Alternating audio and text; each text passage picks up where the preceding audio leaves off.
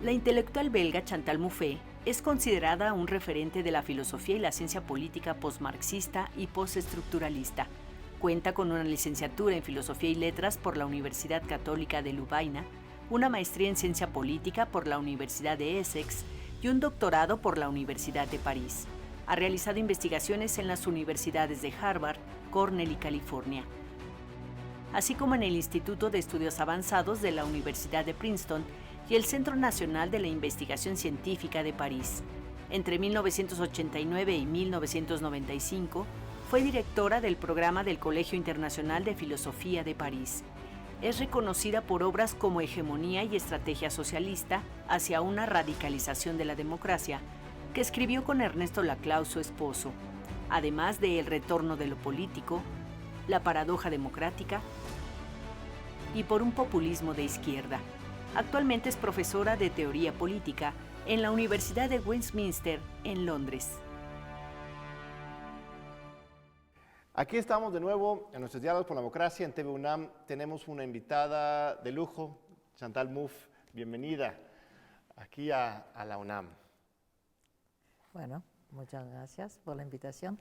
Sí, aquí estamos en un auditorio muy lindo. Es el antiguo colegio de San Ildefonso que nos han prestado para esta entrevista muy especial con una de las grandes pensadores de nuestros tiempos, filósofa, que pues, originaria de Bélgica, pero nos visita desde Londres, ¿no? Sus teorías de Chantal han sido pues, transformadoras, nos han enseñado a todos. Su libro más reciente es Por un populismo de izquierda, en que reivindica dos términos que de repente pues uno han pasado de moda, el de la izquierda, y otro que es muy atacado, el del populismo. Sí. El simple título pues genera y interpela. Sí. Empecemos ahí, platícame, ¿por qué hablar de izquierda todavía hoy? ¿Por qué no hablar de progresismo, humanismo? Bueno, porque yo defiendo una concepción de lo político que se llama una concepción disociativa. En realidad, cuando uno habla de lo que es lo político, hay dos visiones fundamentales. Uno que se llama la visión asociativa, entonces quiere decir que lo político tiene que ver con la acción en común, con el diálogo que va a llevar al consenso. Bueno, en realidad, la mayor parte de los teóricos políticos, llamamos liberales, pero acá utilizo liberal en un sentido muy amplio, ¿no? Claro. No liberalismo económico, sino liberalismo de tipo filosófico. Están y allá estoy, por ejemplo, incluyendo John Rawls, Hannah Arendt, Habermas, es decir, para darte un poco una idea de que todo... Bueno, eso es la visión asociativa.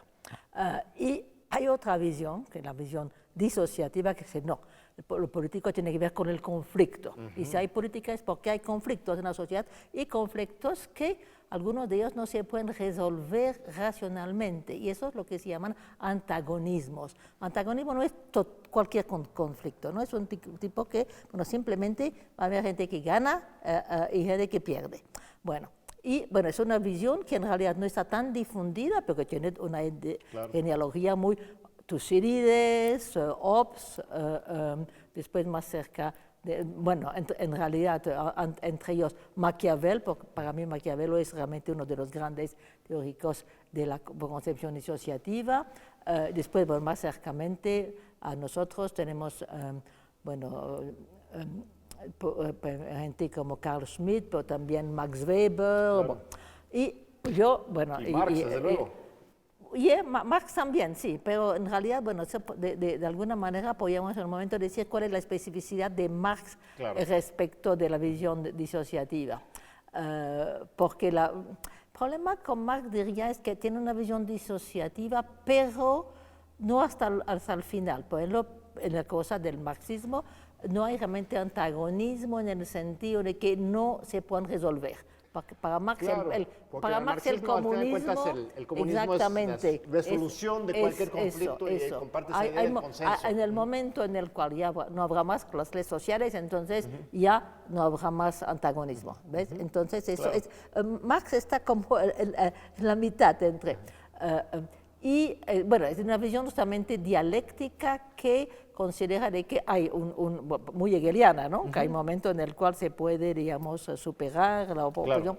Bueno, mientras que a la visión disociativa dice no, el antagonismo es ineradicable. Claro. Y entonces, bueno, eso es lo que hace la diferencia. Y, por ejemplo, la concepción que Ernesto Laclau y yo defendimos en un libro que escribimos juntos, que salió en el 85, que es, yo te hablo de hegemonía y estrategia socialista, es justamente, decimos, bueno, para pensar lo político hay dos conceptos fundamentales, antagonismo y hegemonía. Claro. Entonces, bueno, por eso digo que es una visión que es distinta y yo creo que uno no puede realmente pensar lo político sin uno no reconoce que hay conflictos que simplemente no tienen una solución. Por eso es que yo insisto de que esa división, podemos decirlo de otra manera, decir que la sociedad es dividida. Claro. ¿Ves?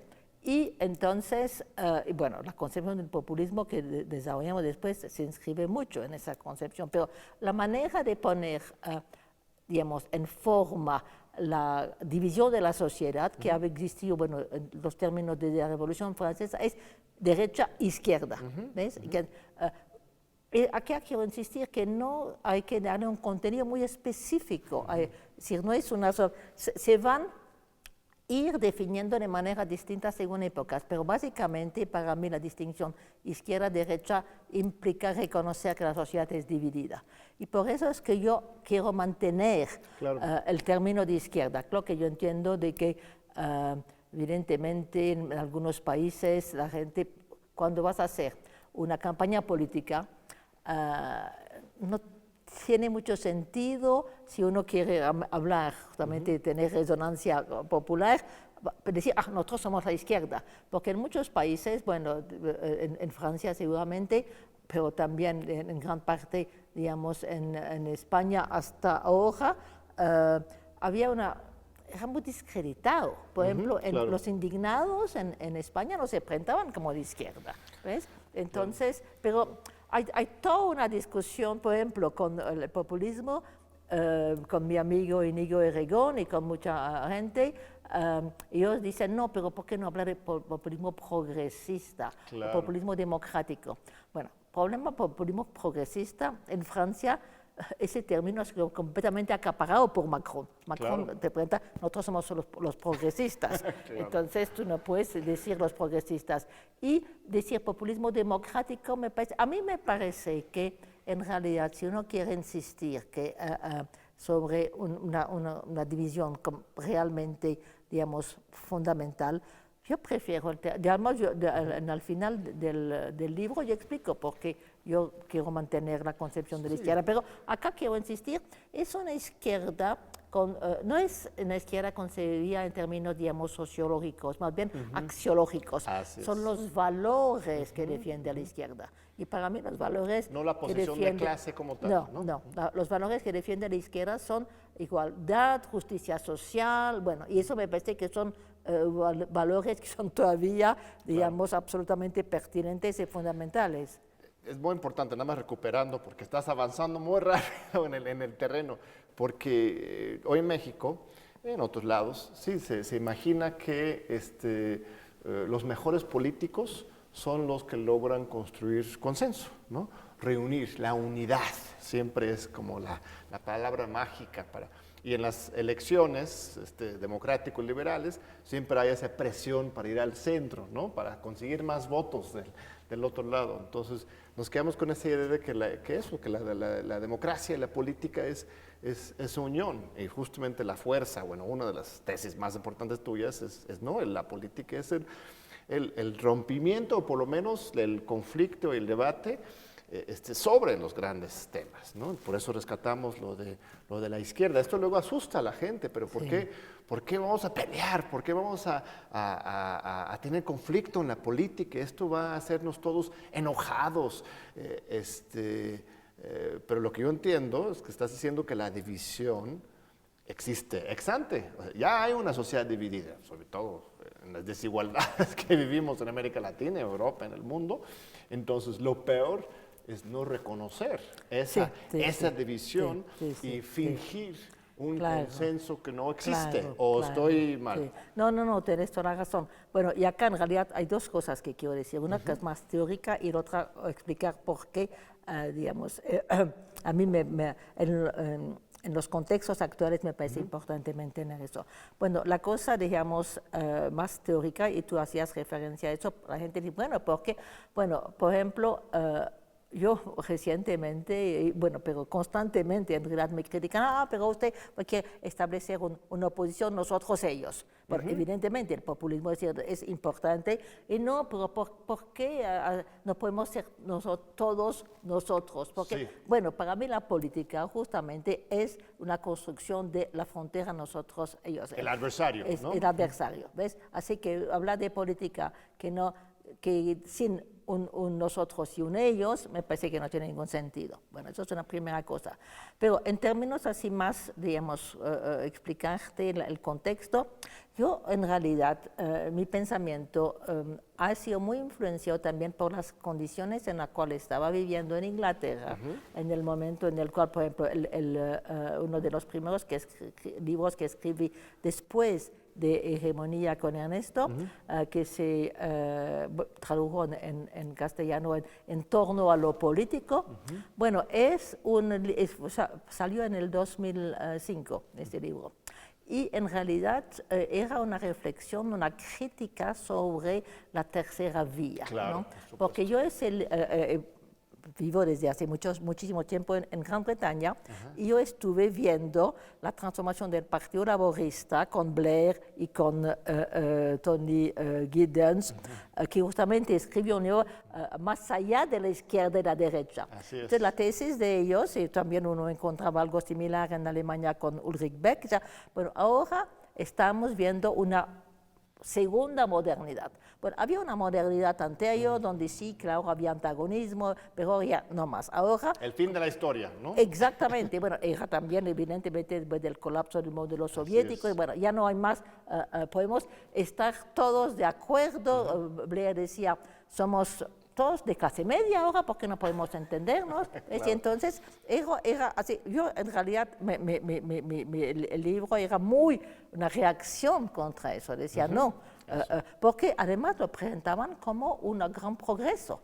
Ahora la democracia se ha hecho más madura, decían, y todo. Entonces, bueno, y en realidad yo te digo, bueno, yo estoy contenta de ver que, bueno, contenta un poco, porque en realidad yo hubiera preferido que no hubiera pasado eso, pero yo en ese momento, y tú piensas, está en el 2005, yo estaba diciendo eso, ningún progreso, porque sí, no existe la posibilidad al interior de los partidos, digamos, que llaman de gobierno, de tener esa lucha que llamo agonística, entonces uno crea el terreno para la extrema derecha. Claro. Que, entonces, si no, finalmente no hay posibilidad, y porque en realidad una consecuencia de eso era que no había finalmente ninguna diferencia fundamental entre centro derecho y centro izquierda. La historia ha ido confirmando tus hipótesis. Exactamente. ¿no? O sea, el vaciamiento de la democracia y del proyecto socialista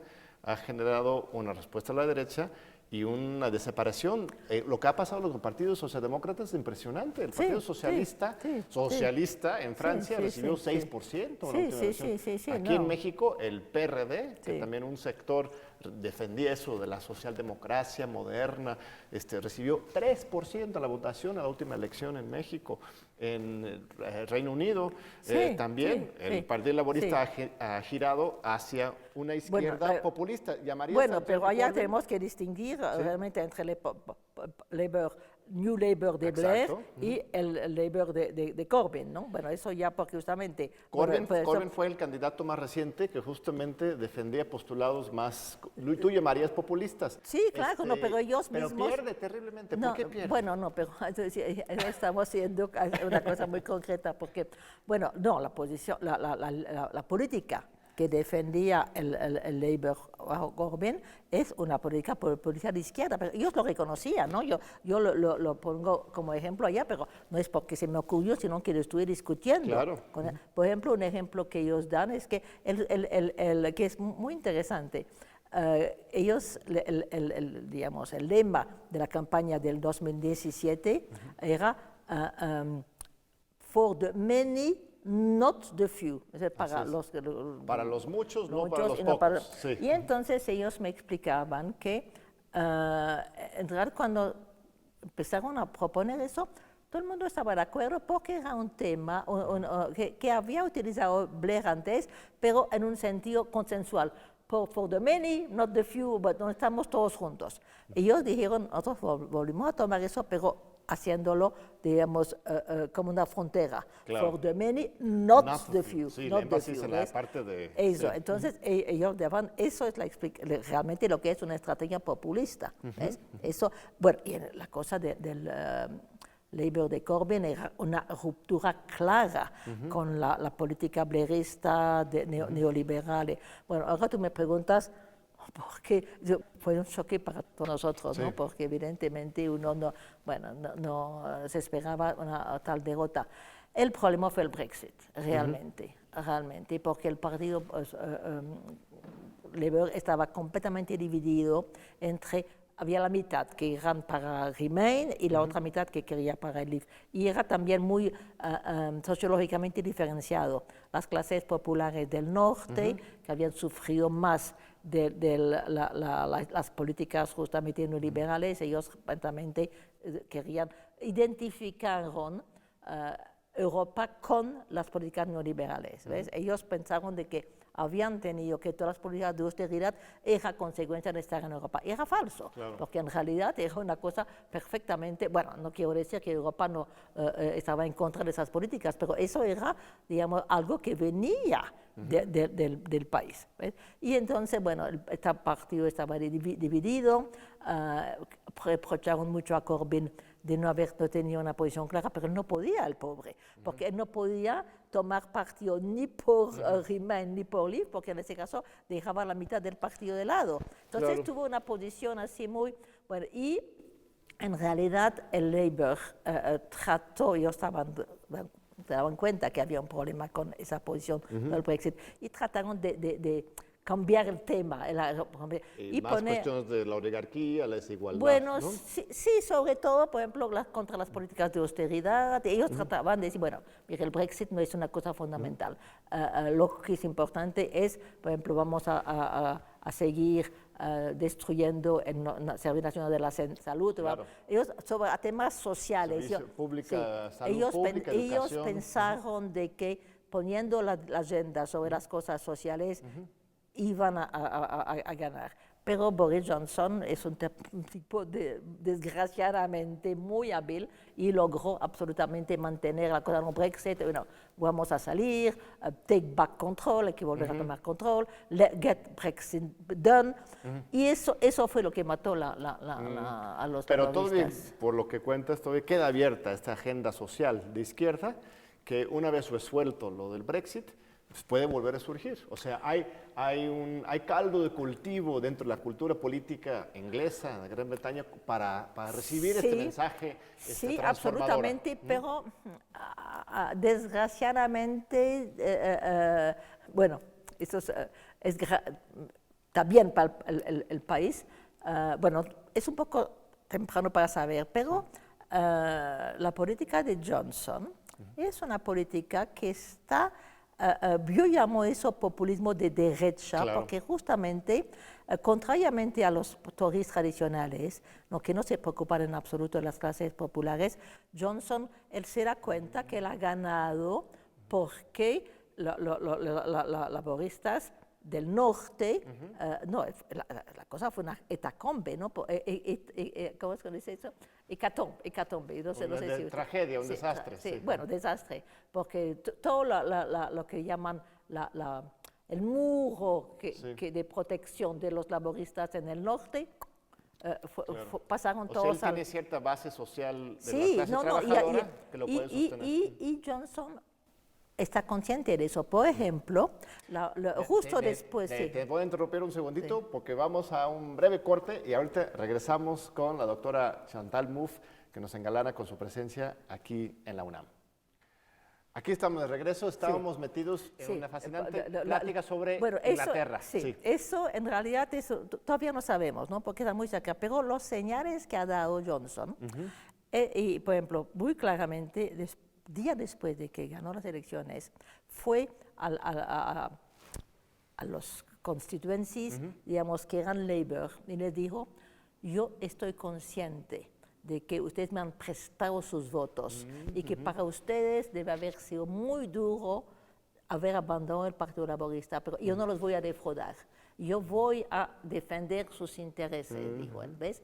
Y entonces él está, por ejemplo, bueno, ya ha anunciado que se terminaron las políticas de austeridad. Él ha anunciado que va a investir muchísima plata en el Centro Nacional de la Salud y todo eso. Y entonces, bueno, realmente él está tratando de hacer una política populista, pero de derecha, para ganarse. Pero robando las banderas de la izquierda. Y entonces, por eso te dije, desgraciadamente, bueno, para Inglaterra, evidentemente, es mejor. Pero para el Partido Laborista no, porque evidentemente va a ser mucho más difícil para ellos oponerse, porque le está robando todos los temas. Y por ejemplo, Corbyn dijo muy justamente, y fue muy criticado y la gente lo ridiculizó por eso, pero hemos perdido las elecciones, pero hemos ganado la batalla ideológica. Claro. Y es cierto. Es como, hoy en México un símil sería ahora la derecha. Sí. Ahora de repente son feministas. Sí, ahora ya se hacen muy feministas con tal de criticar al gobierno, en fin. Claro. Regresamos a lo teórico para ir ¿no? Cambiando de esquemas. El concepto de populismo, en México por lo menos, en Europa también, en el mundo entero, da la impresión de que los medios corporativos y la mirada neocolonial, ¿no? Han ganado la batalla de calificar al populismo como algo malo, ¿no? Ya tiene una muy mala reputación esa palabra, el populismo. Lo repiten tantos estos medios, estos consultores de democracia, que lo populista es malo. Y lo abordas directamente en el libro, ese cuestionamiento, pero quiero escucharte porque eso de defender el populismo desde la izquierda, pues es un reto difícil. Algunos dirían, pues imposible, que mejor inventemos otra palabra. Bueno, mire, yo acá quisiera decir dos cosas. En primer lugar, que, bueno, yo no sigo la situación en México, pero es evidente, en Europa la palabra populista es únicamente para estigmatizar. Así es. Pero no es el mismo caso en Estados Unidos. Por ejemplo, en Estados Unidos, Bernie Sanders es un populista de izquierda, Alexandria Ocasio-Cortez también, y eso no hay esa misma virulencia antipopulista. Claro que eso se explica probablemente por el hecho de que ellos tienen una tradición, finalmente desde el partido populista, o sea, el partido que era un partido que ha aportado cosas democráticas, que por ejemplo mucha gente insiste sobre la influencia que tuvo sobre FDR, Roosevelt y el New Deal. Entonces hay toda una trayectoria que existe en Estados Unidos de una visión positiva, democrática del populismo, ¿ves? En Europa no tienen esa tradición y yo creo que, y para mí es muy importante ver eso, en realidad hoy día la manera como los defensores del orden neoliberal actual quieren impedir que se le ponga en cuestión el modelo es, digamos, todos los que ponen en cuestión el modelo liberal son taxados de populistas. Así ¿no? es. Populistas de izquierda, de derecha, y entonces, bueno, finalmente no hay diferencia entre Jean-Luc Mélenchon y Marine Le Pen, son populistas. Así que, porque eso es una tesis fundamental en mi libro, la coyuntura actual. Bueno, yo quiero insistir sobre una cosa, que ese libro, yo no pretendo hacer una teoría sobre el populismo. Además, yo digo muy claramente en la introducción, es una intervención política ese libro. Una intervención política en una coyuntura particular en Europa occidental. Por ejemplo, yo insisto, yo no quiero poner eso como siendo válido también para el resto de los países, pero ni siquiera para la Europa occidental, perdón, oriental, bueno, los países postcomunistas, porque ellos tienen otra tradición. Pero es entonces tratar de entender por qué existe hoy día en Europa occidental lo que llamo un momento populista, ¿no? Porque es cierto, uno ve populistas que nacen. Y la tesis es que es la expresión de una crisis de la hegemonía neoliberal. Para mí esa es fundamental. Hegemonía neoliberal y también su contraparte, la hegemonía liberal, o sea, del liberalismo político y también del liberalismo económico. Los dos están en crisis. Mira, ya no sé si estaría realmente de acuerdo porque,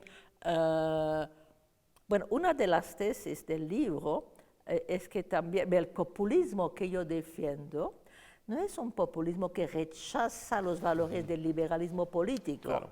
¿No? Por eso es que yo digo, se presenta en realidad todos los enemigos del populismo, pero quiero insistir sobre el punto de que realmente yo lo veo como una especie de reacción desesperada, porque los defensores del orden neoliberal se dan cuenta que hay una crisis hegemónica. Así es. Pero entonces, como no son capaces de realmente entrar a defender su modelo, entonces descalifican los demás. ¿Ves? Y si tú estás poniendo en cuestión el modelo liberal, eres populista y un enemigo de la democracia. ¿Ves? Y eso, entonces, allá es donde yo quiero insistir. Para mí el populismo de izquierda no es de ninguna manera un enemigo de la democracia, al contrario, es un movimiento que quiere recuperar la democracia para, digamos, lo que nosotros llamamos radicalizarla, para expandirla, pero no al costo de los valores del liberalismo político, que decir para mí el Estado de Derecho, la separación de los poderes, los derechos humanos. Yo no soy antiliberal, como algunos me presentan. Bueno, aunque recientemente hubo un artículo que decía, bueno, en realidad yo soy demasiado liberal.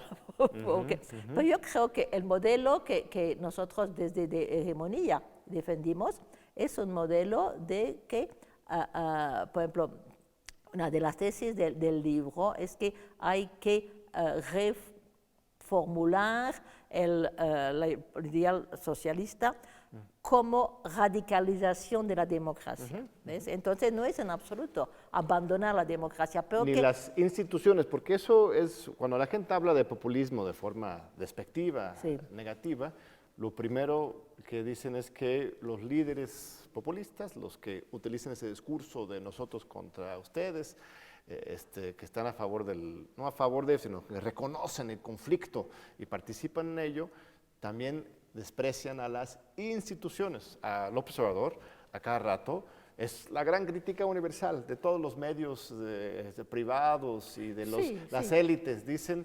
que por usar ese discurso, él necesariamente está en contra de las instituciones, cuando en realidad no es cierto. O sea, él respeta absolutamente la división de poderes, siempre está hablando de las leyes. Entonces, sí es posible un populismo institucional, o más bien es la esencia del populismo. Acá te quiero decir, yo para dar un ejemplo de eso, podemos pasar algún momento a América Latina para decir, me parece, por ejemplo, que el régimen de los Kirchner en Argentina era populismo de izquierda, pero era absolutamente institucional.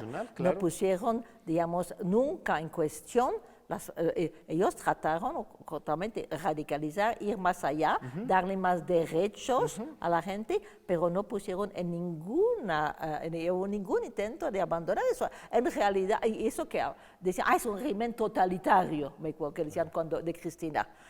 Macri en realidad fue mucho más digamos, autoritario, mucho más autoritario, ¿ves? Así que yo creo que... Es que dicen, la otra gran crítica es, pero son fuertes líderes, ¿no? Eso es lo que les hace populistas, porque el pueblo les sigue, ¿no?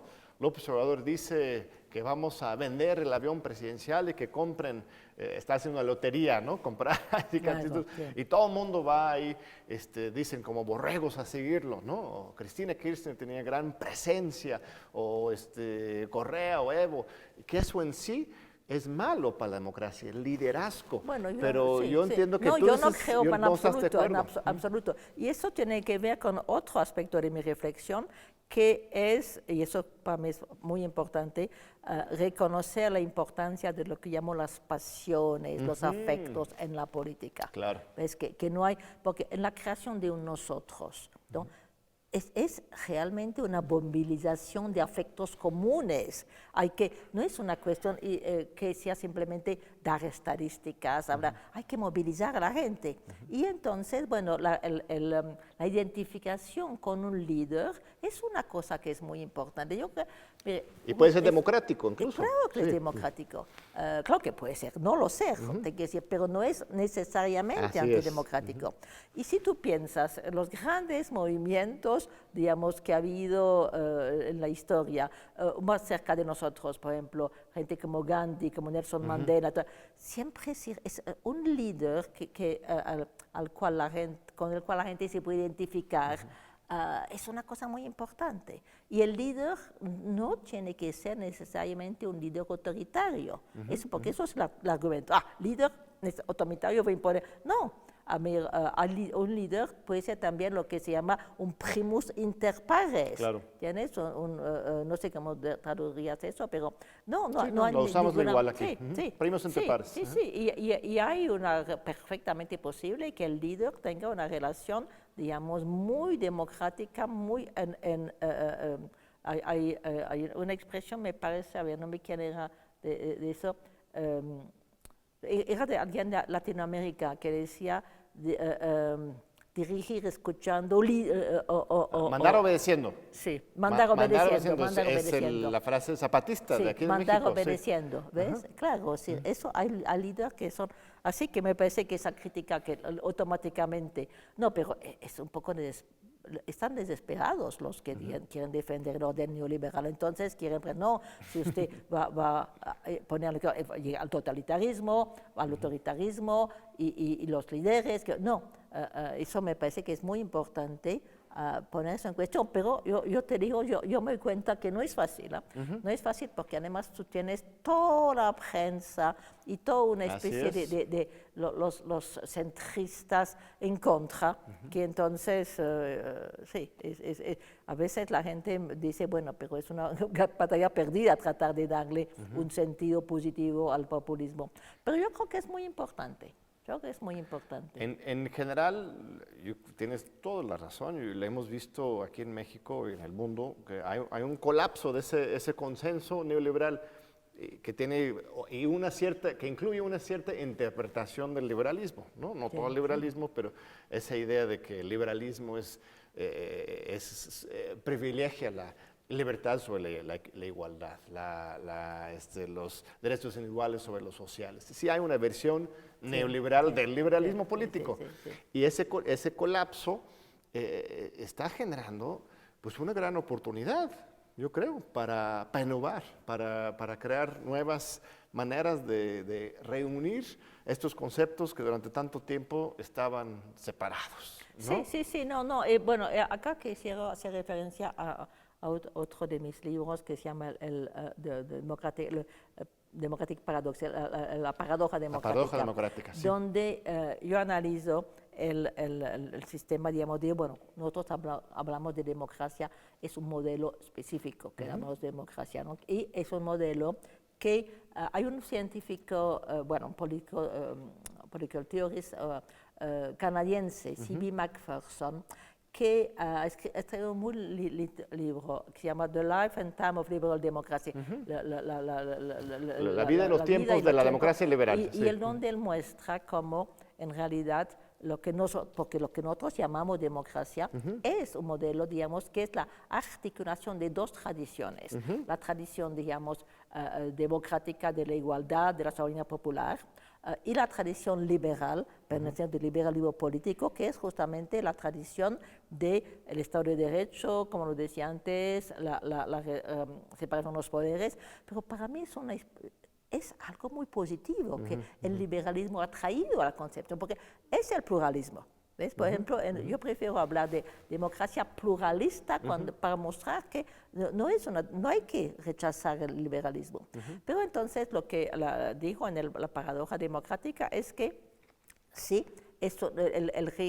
por eso es que llamó que hay una paradoja, porque articular la tradición democrática y la tradición liberal no es una cosa fácil, porque te quiero decir, y ya me de acuerdo con Habermas, que habla de la cooriginalidad de la idea de libertad e igualdad, y bueno, que él se opone, digamos, a Carl Schmitt, que dice que hay, digamos, una incompatibilidad entre las. Entonces yo digo, yo no estoy de acuerdo con Habermas que van necesariamente juntos. Yo creo que Carl Schmitt tiene razón cuando dice que no se pueden completamente, digamos, identificar, porque piénselo bien, una sociedad donde haya perfecta libertad, perfecta igualdad, es impensable. Entonces, el régimen, digamos, pluralista, nuestro régimen, es allá donde utilizo la palabra agonismo, es un debate agonístico. Hay dos valores que son valores muy importantes y que tienen que de alguna manera existir juntos. Y entonces la historia del liberalismo democrático es una historia de la cual en algunos momentos es el valor democrático que es el primero, en términos filosóficos, no sé, lexicalmente primero, en otros es el momento liberal, pero lo importante es que esa tensión, porque yo hablo contrariamente, me dice, no hay una contradicción, hay una tensión, pero es una tensión que es muy productiva, porque es lo que permite el pluralismo. ¿Ves? Que entonces, y lo que pasa con el neoliberalismo es que ha habido una tal dominación de una cierta interpretación del liberalismo, una interpretación que lo liga necesariamente a una forma también muy particular de realismo económico, ¿no? Que ha hecho que entonces, por ejemplo, todo lo que tiene que ver con la idea de igualdad o de soberanía popular ha sido eliminado. Finalmente es únicamente los valores liberales entendidos en una manera muy específica que tú hablas hoy, ¿qué es la democracia? La gente dice, bueno, elecciones, pero no dan más contenido. El fondo. Entonces yo creo que justamente lo que hay que hacer es reequilibrar esa relación. No hay que abandonar la concepción liberal, pero hay que reequilibrar el valor democrático y el valor, digamos, liberal. Entonces, por eso es que insisto, yo no soy antiliberal si uno entiende por liberalismo político. Pero realmente me parece que el neoliberalismo sí ha tenido como consecuencia de dejar por fuera de la idea, digamos, de la democracia, todo lo que tiene que ver con los ideales democráticos, igualdad y soberanía popular. Muy bien, vamos a un segundo corte y regresamos muy pronto con Chantal Mouffe aquí en TV UNAM y nuestros diálogos por la democracia. Aquí seguimos en el hermoso colegio de San Ildefonso con nuestra invitada de lujo. Es nuestro último bloque, apenas estamos arrancando la discusión. Mira, escuchándote, yo coincido con mucho de lo que dices, pero de repente pienso, el agonismo eterno, ¿dónde nos deja pues esas ideas de utopía? No necesitamos una utopía para transformar una meta de paz. Eso que decíamos de Marx o de las religiones, la resolución del conflicto para poder luchar. Podemos luchar constantemente, simplemente así. Bueno, pero yo te diría la tarea principal, porque yo siempre estoy pensando a partir de una coyuntura determinada. Bueno, sí, claro. Yo estoy en contra de lo que se llama la teoría política normativa, claro, que dice cómo el mundo tendría que ser. Yo tengo muchas discusiones justamente con colegas que hacen teorías magníficas de cómo el mundo de ser, utopías. Yo digo, bueno, está muy lindo eso, pero ¿cómo vamos a llegar allá? Claro. Entonces me dicen, eso no es mi problema. Yo soy filósofa política o filósofo político, eso es el problema de los políticos. Bueno, yo no estoy de acuerdo con eso. A mí no me interesa ese tipo de teoría política, simplemente inventar mundos. Postular ideales, sino yo quiero partir construir. de cómo el mundo es hoy y cómo se lo puede mejorar. ¿Ves? Eso es mi cosa. Toda mi reflexión sobre el populismo de izquierda es exactamente a partir de eso, a partir de la coyuntura actual, que es que me parece que esa coyuntura ofrece una oportunidad, pero hay peligro también, ¿no? Claro. Porque esa crisis del neoliberalismo, puede abrir vía para gobiernos mucho más autoritarios, pero también puede abrir, en ese sentido podría decir, es mi lado utópico, porque yo creo que también puede ser una oportunidad para la democracia. Y para mí el populismo, la manera como lo entiendo, es precisamente la manera como reequilibrar esa tensión entre democracia y liberalismo que yo describí antes y que ha sido, digamos, eliminada por el neoliberalismo. Entonces, se trata simplemente de reinyectar en la democracia pluralista los elementos de propiamente democráticos, igualdad y libertad para todos. Se trata de eso, pero una vez que se trata de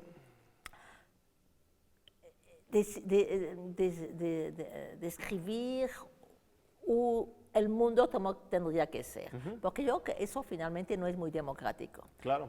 Porque es decir a la tecnocrático, gente... casi. ¿Ves? Me parece que lo que es importante es, por eso es que el término de radicalizar la democracia me parece fundamental.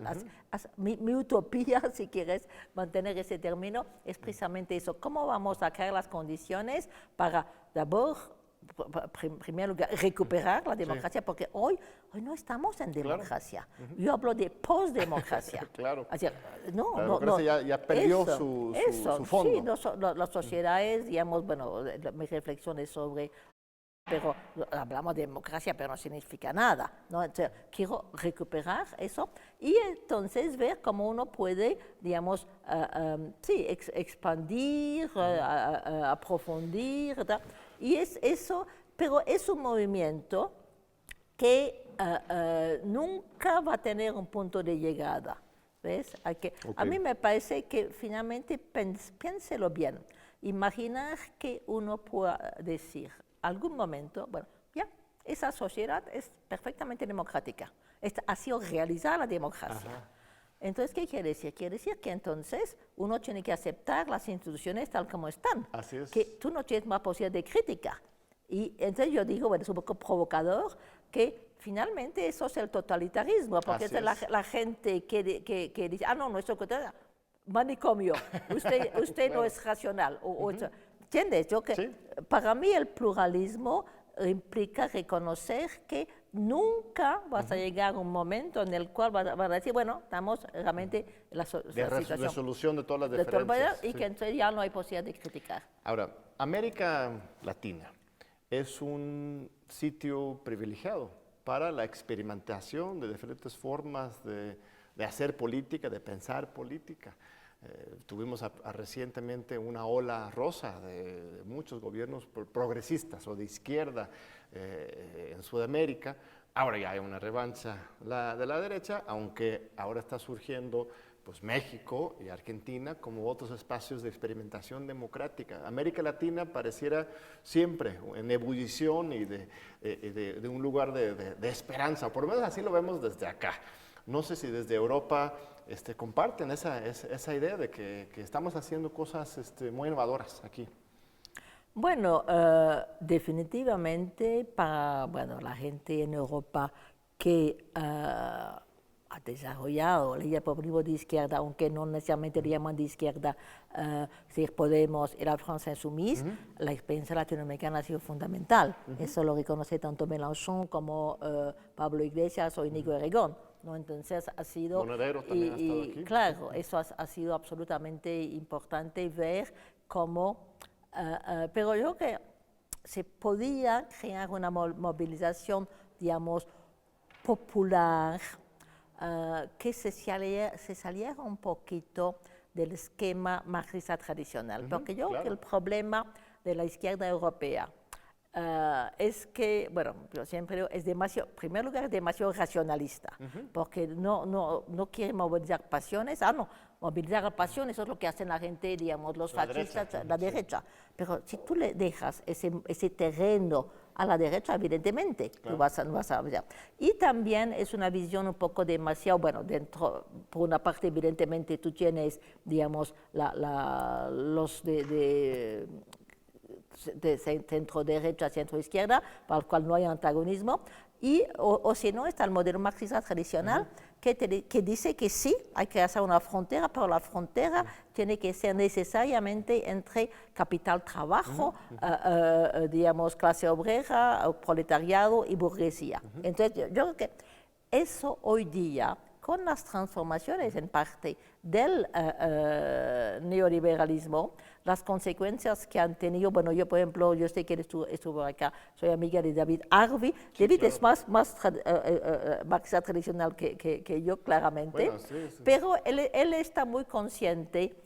Por ejemplo, hay un concepto que él utiliza que se llama acumulación por disposición, que yo encuentro muy interesante. Él se está dando cuenta de que finalmente, digamos, las consecuencias del neoliberalismo, del capitalismo, digamos, post-fordista, como lo quieres llamar, es que las consecuencias no se militan únicamente a la clase obrera. No es únicamente en cuanto trabajas en una factoría que tú estás oprimido por el capitalismo. Sí. Estamos en realidad todos oprimidos por el capitalismo. Así que la cantidad de gente que puede ser ganado a un proyecto de emancipación es mucho más grande, va mucho más allá que la clase obrera. Por ejemplo, una cosa que siempre me ha gustado mucho de Podemos es que ellos decían, pero nosotros no nos queremos dirigir únicamente a la gente que se considera tradicionalmente de izquierda. Nosotros pensamos que hay mucha gente que vota tradicionalmente por el Partido Popular que puede ser ganado en nuestra causa. ¿Ves? Eso es justamente, entonces, crear una frontera política, eso me parece absolutamente fundamental para romper con el neoliberalismo y para la visión, digamos, postdemocrática, pero esa frontera no establecer en términos marxistas tradicional el capital, trabajo, sino pueblo, oligarquía. Y eso es lo fascinante de América Latina. Y eso realmente lo hemos aprendido de América Latina, sí, claro. Porque la lucha, aún los marxistas más cuadrados, en un contexto latinoamericano están obligados a reinventar sus teorías y entenderlos en función de la lucha de los pueblos indígenas, la cuestión colonial. Pues mismo Enrique Dussel, colega aquí de la UNAM, la UAM, argentino de origen, pero que toda la vida ha estado aquí en México, construye esta teoría muy bien. La filosofía del zapatismo de Chiapas, de México, es eso, ¿no? El mismo Marcos cuenta cómo llegó a la selva lacandona para pues, enseñar a los indígenas teoría marxista, y él es el que terminó más transformado y aprendiendo de ellos. Entonces ese sincretismo tan natural, histórico de América Latina, como que es una forma muy natural, pues, y muy abierto a esta nueva circunstancia histórica. Sí, no, es claro, era evidente que en América Latina tú no podías pensar la transformación social sobre la base capital-trabajo. Entonces hubo que pensar de otra manera. Yo creo que eso justamente es lo que hemos aprendido en Europa. Creo que en Europa las condiciones son distintas, ¿no? Pero de todas maneras la idea de que pensar la creación del antagonismo, que hay antagonismo evidentemente, pero no es un antagonismo estrictamente de clase, es un antagonismo, digamos, que eso es el populismo. Yo te diría, para mí, el populismo es la manera como se manifiesta hoy día la lucha de clase. Porque mucha gente critica el populismo por abandonar la lucha de clase. No, si tú entiendes lucha de clase por un cierto tipo de antagonismo que tiene que ver con las relaciones socioeconómicas, pues claro que está al centro del populismo. Pero no únicamente, hay otros antagonismos que también son importantes y que hay que articular. ¿Ves? Y es lo que es el populismo. El populismo es la manera como hoy día se manifiesta la lucha de clase. Y se busca la transformación de los regímenes. Bueno, regresando a México, el presidente López Obrador habla de eso, ¿no? De la Cuarta República, el cuarto régimen, de la cuarta transformación, ¿no? Que él llega no solamente para tener una alternancia, sino para cambiar la relación de poder social.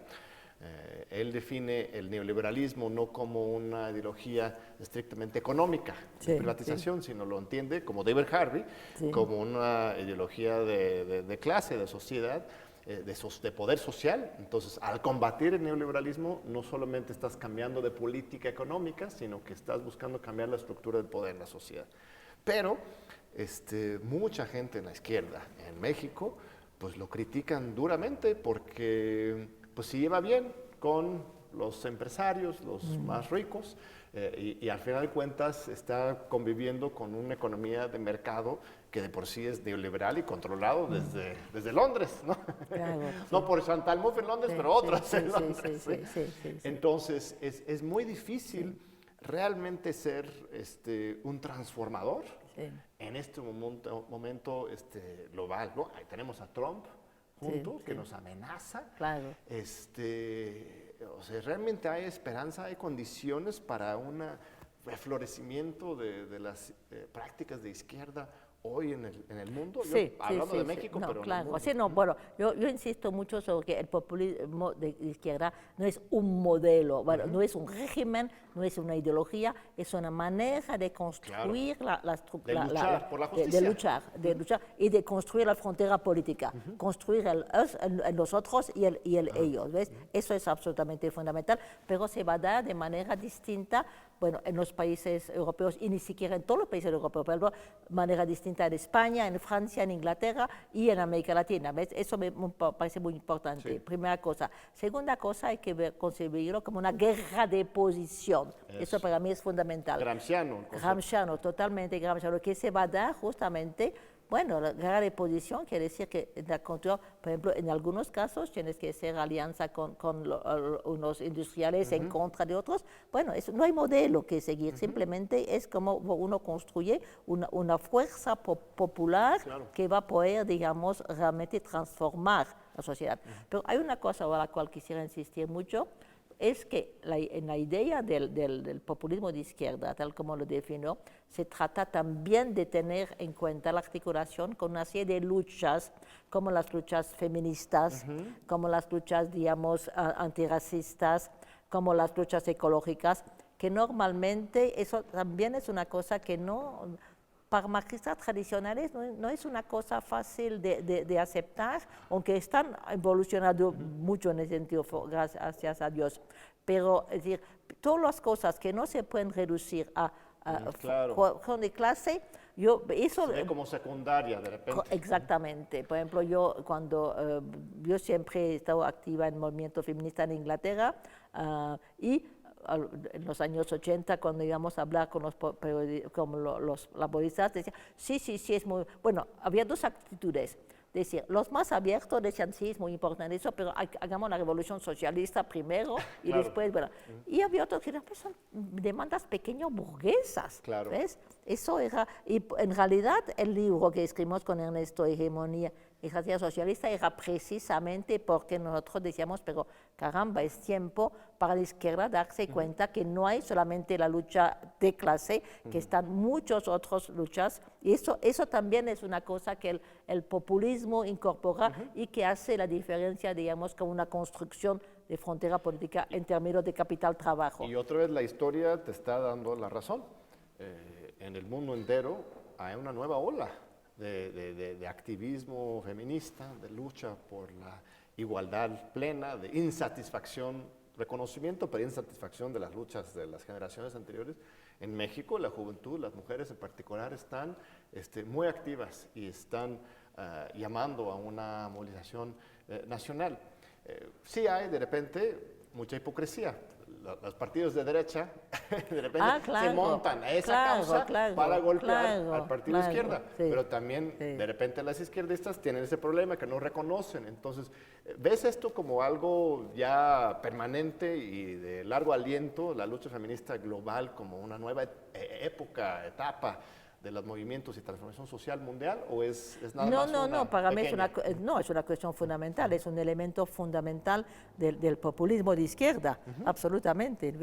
Por eso es que, y también una cosa que insisto es que no se puede dar a priori un privilegio a las luchas de la clase obrera. Claro. Eso no quiere decir que en ciertas circunstancias, ciertos países, evidentemente las luchas obreras pueden servir como motor, Claro. seguro, pero en otras pueden ser las luchas feministas. Por ejemplo, hoy día me parece que tanto en España como en Argentina hay unos movimientos feministas que son impresionantes y son particularmente interesantes porque son movimientos que articulan, no son movimientos feministas únicamente para defender, digamos, objetivos que se llamarían corporatistas, ¿no? Que De no, las mujeres. Sí, de cosas de mujeres, ¿no? Por ejemplo, tanto en España como en Argentina, por ejemplo, cuando esas grandes manifestaciones, bueno, en Argentina es en favor de la legalización del aborto, bueno, pero hay también articulación con otras luchas, con las luchas, digamos, de clases populares, de los obreros. con los hombres, Sí, no, eso me parece muy importante ver. De repente tenemos una corriente también aquí en México separatista. Hay de esos movimientos feministas que buscan transformar la sociedad en su conjunto, pero también hay unos grupos que se llaman separatistas y que dicen que la lucha es de ellos para ellos y que los hombres, todos los hombres son pues casi violadores por definición, ¿no? Entonces hay una disputa interna muy Bueno, intensa. claro que la hay, de la misma manera que hay luchas también al interior de movimientos antirracistas, es que sí, desgraciadamente hay una tendencia hoy día muy fuerte, sobre todo en Estados Unidos, es lo que llaman las luchas en tipo de identidad, ¿no? Así es. Eso yo realmente, la concepción populista no es en absoluto en términos de identidad, se trata justamente de articulación, crear un nosotros que sea inclusivo, es absolutamente fundamental. Bueno, nosotros inclusivo, pero sabiendo que hay un adversario, ¿no? Eso no es totalmente exclusivo. Unidad porque, en contra. Por eso que yo te digo, de alguna manera, la concepción que yo defiendo, nosotros cuando escribimos con Ernesto Hegemonía, dijeron, bueno, pero eso es postmarxista. Y dijimos, sí, es postmarxista, a condición de reconocer que es marxista, pero post. ¿Entiendes? Que no es un rechazo del marxismo. Y yo que finalmente la idea de que hay una contradicción fundamental en la sociedad, que hay un antagonismo, eso lo quiero mantener. Claro. Eso lo mantengo a través de decir, la sociedad es dividida. Y eso es la construcción fundamental del populismo. El populismo, y eso es uno de los motivos también por los cuales, digamos, hay, bueno, yo diría falta de comprensión, pero en realidad soy muy generosa de decir eso, porque no es simplemente comprensión, es mala voluntad de parte de los liberales de reconocer la importancia del populismo, porque el populismo necesariamente implica una concepción disociativa, decir que la sociedad es dividida, es precisamente lo que los liberales no quieren aceptar. No quieren aceptar. Querida doctora Chantal Mouffe, se nos ha acabado el tiempo. Bueno. Le agradezco muchísimo Bueno, muchas gracias. su tiempo, aquí estar con nosotros. Agradecemos también al público por acompañarnos de nuevo aquí en TV UNAM, en Diálogo con la Democracia. Les esperamos de nuevo en 8 días.